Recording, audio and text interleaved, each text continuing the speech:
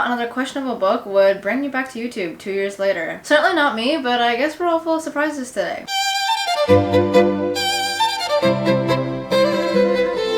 Anyways, welcome back to this channel 2 years later. Hello to all of the new fresh faces that have joined in the past 2 years that have resonated with my Sapiens video or maybe not liked my Sapiens video at all. It was a very controversial video. I do plan on making more content soon. I just had to get this video out ASAP because I recently finished reading Katabasis and I wanted to get the video out when I still had all my thoughts fresh in my head. So needless to say, yep, this is another controversial book review. Am I going to continue making these controversial book reviews? Probably, but I don't think they're going to be the bread and butter of my channel. I'm still trying to figure out what this space is going to look like. But if you want more consistent book related content from me, then feel free to follow me on my social medias on Instagram and TikTok. With that being said, let's get into this beast of a book. For those of you wondering, this is a fake candle. This is not a real candle. I would never ever light a real candle next to my books. I'm not that stupid. Alright, before I get into this book review, I have several disclaimers to make. If you want to skip through these disclaimers, feel free to skip to the timestamp that Editing Maya has noted somewhere here on the screen. But for those of you that cannot handle constructive criticism towards books, here are some disclaimers for you. I just want to start off by saying that I am a huge RF Kuang fan. Babel is one of my favorite books of all time. I thought The Poppy War was a great book, although I did think that it had some issues. I'm always really excited to hear about Kuang's new releases and the projects that she's working on. This is not a video directing hate to her as an author or a person. This is more meant as a critical review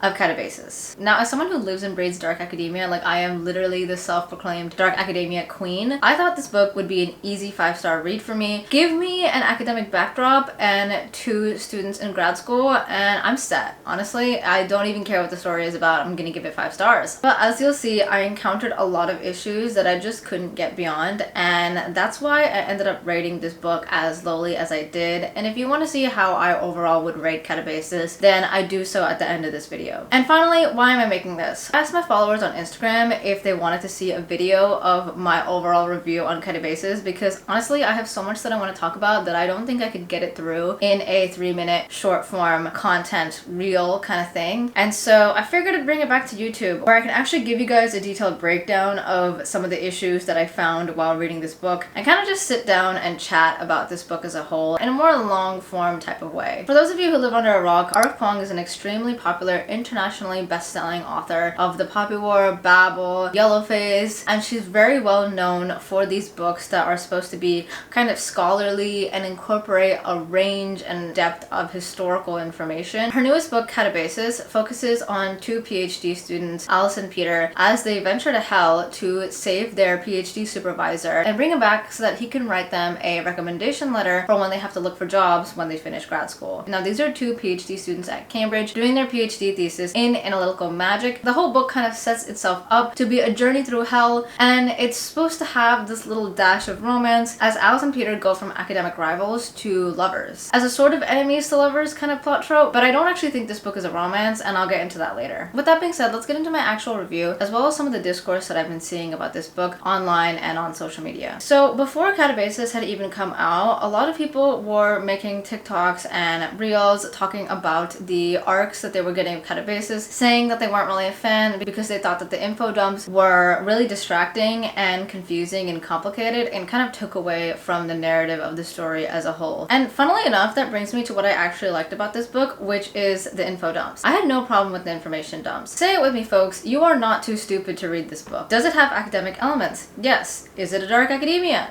Yes. Do I think dark academia should have academic elements in it? That's kind of what makes a dark academia book Knowing that RF Kuang is a scholar and academic, I fully expected this book to have a lot of academic elements, and I didn't find them hard to understand at all. Now, this is also coming from someone who has a lot of experience in academia and was a grad student, so I kind of have this understanding already of some of these concepts. I knew enough about philosophical and logical concepts and paradoxes to kind of piecemeal my way through this book, and whatever I didn't understand, I just looked up. I thought it was really cool. So I actually had no problem with the info dumps. There is this expectation that there is going to be academic elements, and if you're not a fan of that, that, then that's fine. I would just say that I don't think Kuang's books are for you. The beginning hooked me right off the get-go. I was speeding through the book. It did not read like a textbook at all. This reads very much like a standard fiction novel. And that brings me to another point that Eden Jonas from Eden's Archives actually brought up that I thought was really interesting, which is comparing this book to Project Hail Mary. And on first account, this book has really nothing in common with Project Hail Mary, but it does, because Andy Weir is clearly a scientist. He knows a lot about science, and he puts a lot of that physics and math into Project Hail Mary in these kind of info dumps interspersed throughout Project Hail Mary, yet no one says anything about his info dumps, which I agree. At the time I was reading Project Hail Mary, I was struggling to get through some of the info dumps just because it was very hard science and I didn't actually know a lot of the concepts that he was talking about. I didn't hear a single soul comment or complain about the scientific info dumps that we got in Project Hail Mary, but when Kuang does it, it's like an uproar and people can't stop talking about her information dumps. I just think it's interesting to point out that in Andy Weir's case, he can make a book that is purely based on science and put in so many scientific concepts, a lot of which that kind of just flew over my head because I had no idea what he was talking about, and no one bats an eye. But when RF Kuang puts a lot of mathematical, logical, and philosophical information in her book, it's an uproar. Make it make sense. My only answer to that is that there could have been this uproar because this book was marketed as a dark academia enemies to lovers romance, which it is not. It got a lot of flack for actually having a lot of academia in it, whereas Project Hail Mary was always advertised as this like sci-fi mission to save the human race. Apart from that, I felt like we actually got some really great, morally great characters. These characters were selfish. They did things that suited their own motivations and desires. And again, as someone who was a grad student, I think RF Kuang's depiction of academia was spot on. And I've also heard some flack from people saying that this is not what higher education, this is not what grad school, this is not what academia is like. If you know anyone in academia, and if you yourself are in academia, you know that this is exactly what academia is like. She did not mince her words, she did not stutter. This is what academia is like. And if that is confronting to you, then that's good, because the point of her book is to point towards how messed up academia can be in all these various ways. Now, with the good parts, we obviously have the bad parts, and unfortunately, it's time to get into what I did not like about this book. One of the biggest issues I had with this book is the fact that it was categorized as a romance. This is not a romance. The two main characters do not have any chemistry. Kuang relies on telling instead of showing to portray this intimate and romantic relationship between these two characters that does not exist. Their interactions are awkward and stilted. They sound like strangers meeting. I mean, in a sense, they are almost like strangers meeting when they start off this journey. We're getting told that they were the best of friends and that they did everything together and that they have so much in common and that they talked about everything under the sun, and we get told all of this repeatedly throughout the book. But when it comes to their actual interactions, they are so awkward and lacking any kind of chemistry that it is incredibly hard to believe that these characters are actually falling for each other. Another aspect of the book that I had issues with is the actual design of hell. For a book that is sort of based on the logic of magic, the logic of hell, the logic of analytical magic per se, the design of hell has surprisingly little logic. So in this book, hell is set up as courts. So there's the court of desire, there's the court of greed, there's the court of pride. And the way that it works is that if you die, you become a shade, and as a shade, you are slotted into the court that your sin falls under. So if your sin was being a lustful maniac, then you'd end up in desire, and you'd have to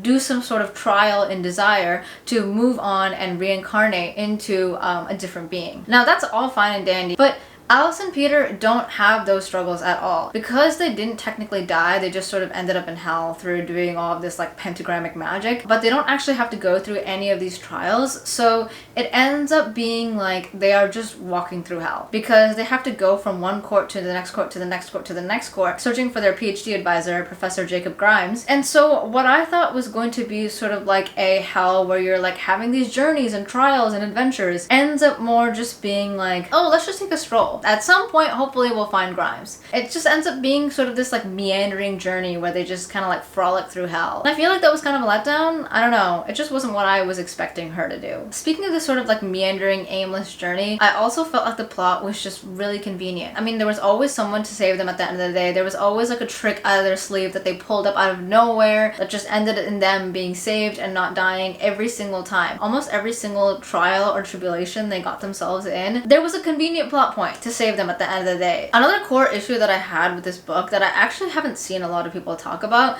is the setting. I was so confused because I started this book thinking that it was set in like modern day, and then realizing that it was actually set in the late 80s and 90s. And that just really threw me off because this book does not come across like it is set in the 80s or 90s. Nothing about the characters themselves, the backdrop really give you that sentiment. And I say 80s and 90s because there's explicitly a sentence in the book that tells you that Alice was accepted into Cambridge, specifically Magdalen College, the year that Cambridge actually allowed women for the first time to enroll in Magdalen College. Magdalen College in Cambridge started admitting women in 1988, which means that Alice would have likely been enrolled in 1988 and that this book likely takes place in the very late 80s to early 90s. I just feel like the setting was not conveyed well and it almost just hindered the story instead of helped it. This is very different to Babel, where it is so clear that the setting is in the 1800s, and you can see that in everything the characters are doing in the historical events. The history of that time period is so well integrated into Babel that I was expecting something similar for Katabasis, and then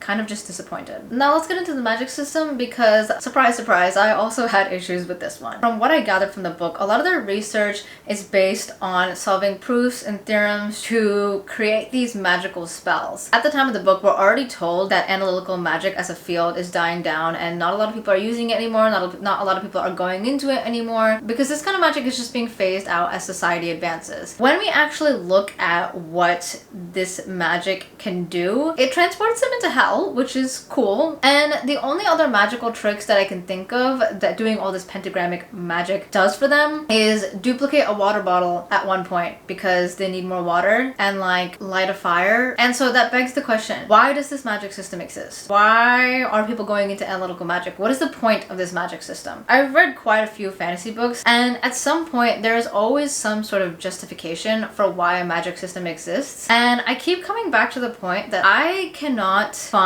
a reason or justification for this magic system. What is the point or purpose of their magic? And that's not saying that it needs to have this grand purpose. It needs to like save the world. If they have to spend 5 minutes planning out proofs and scrabbling down, writing notes of like all their like pentagrams and logical theorems to duplicate a water bottle, I just really struggle because again, I've read fantasy books where the point of the magic system is very clear, and that's just not very clear in this book, and that just makes me kind of disinterested in the magic system as a whole. Now this is the time of the review where I get into spoilers, so if you want to read this book, I would recommend skipping the spoiler section. But this is your last chance, guys, because I will be talking about spoilers, so if you don't want to hear them, then please skip this part of the video. Alright, that being said, I need to get into some of my really big picture issues with this book, and that has to be the inconsistent characterization of Alice and to some extent Peter. The motivations behind these two characters were so unclear and so inconsistent that I was literally getting whiplash reading this book. At first, we're told that Alice and Peter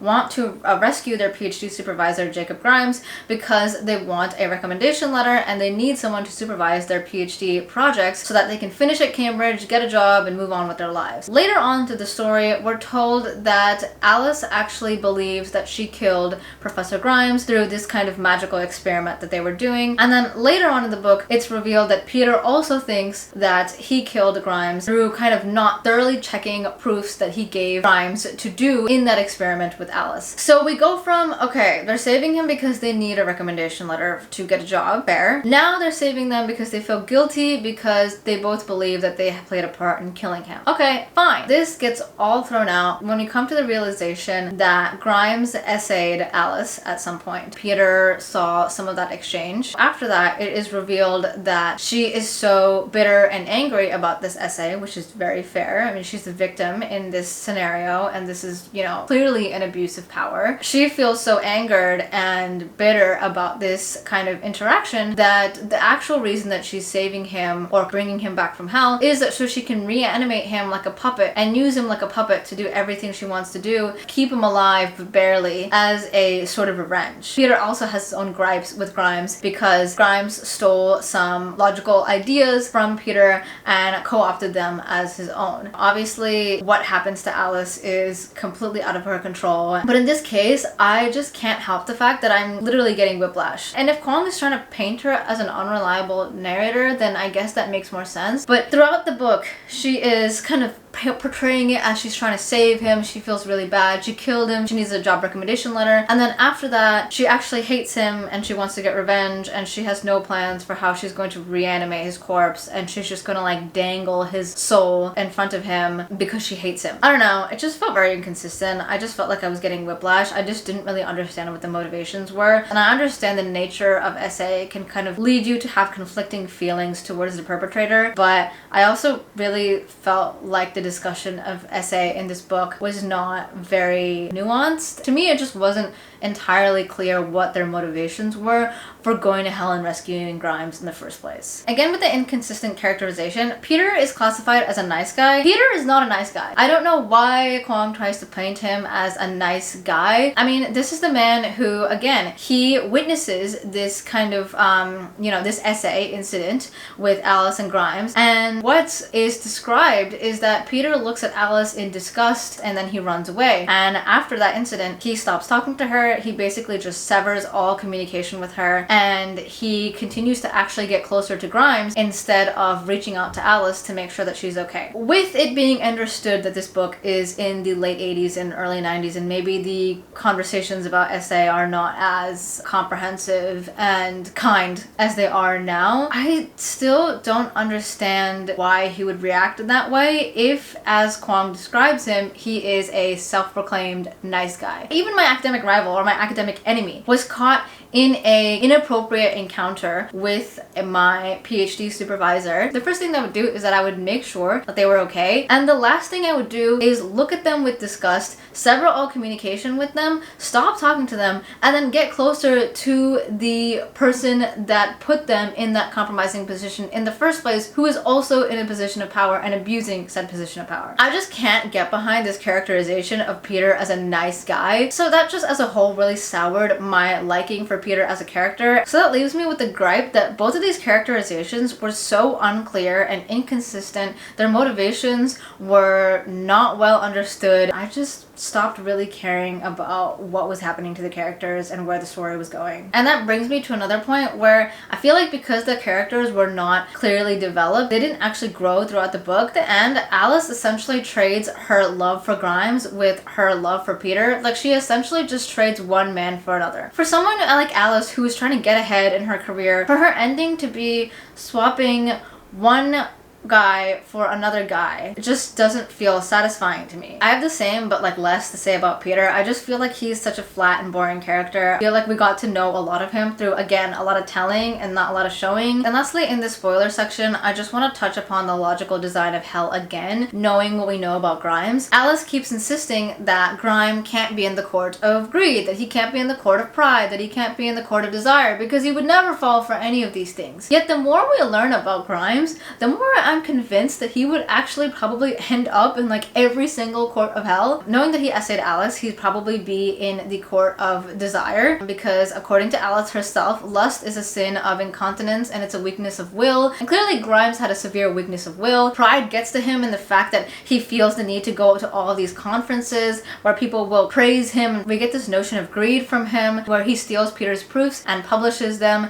as his own work. The more I learn about Grimes, the more I feel like he could actually slot into any of these courts, and I'm surprised that they never found him in any of these courts. Again, back to an earlier point I made, the logical design of hell does not feel very logical when it doesn't actually seem like people are logically sorted into the court of the sin they committed. And also at the end of the book, are we just supposed to believe that he just kind of like chilled out and was like just waiting for them to get to the end of hell? Again, just the convenient plot points. It feels so lazy. Like, what do you mean he's just sitting there toiling in hell waiting for Alice and Peter to save him? Why would he not try to reach out to them if he did see them or observe them at one point? And that, my friends, brings me to the end of my review. I don't know, I had a lot of issues with this book that I couldn't get beyond, and so I figured if I was going to do a review on Katabasis, I wanted to really delve into some of the issues that I had with this book in a deeper way than just posting a 3-minute reel. Since Kuang put so much detail and thought and research into this book, I wanted to put a mere fraction of that into reviewing her book. And again, I still think this is a really well-researched book. I just feel like Kuang tends to fall short sometimes in storytelling as opposed to the historical and academic information that she has in her books. I feel like ideally an editor should have caught these plot holes and inconsistencies. As you guys can see, I really noted up this bad boy. I had a lot to say. As for my rating, I do unfortunately have to give this 2 out of 5. Again, this was mainly due to the inconsistent characterizations, the convenient plot points, the illogical designs of hell. These were some of the main reasons why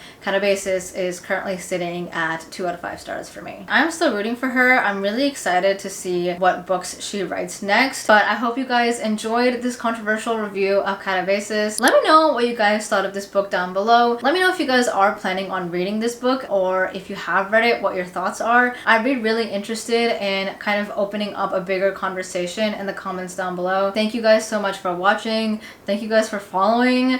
Thank you guys for letting me take a 2-year hiatus from YouTube. I have a lot of videos planned that I am researching, so I'm really excited to get back into YouTube. And so yeah, stay tuned for more content. Feel free to subscribe if you want to see more content like this, and I hope you have a really good rest of your week.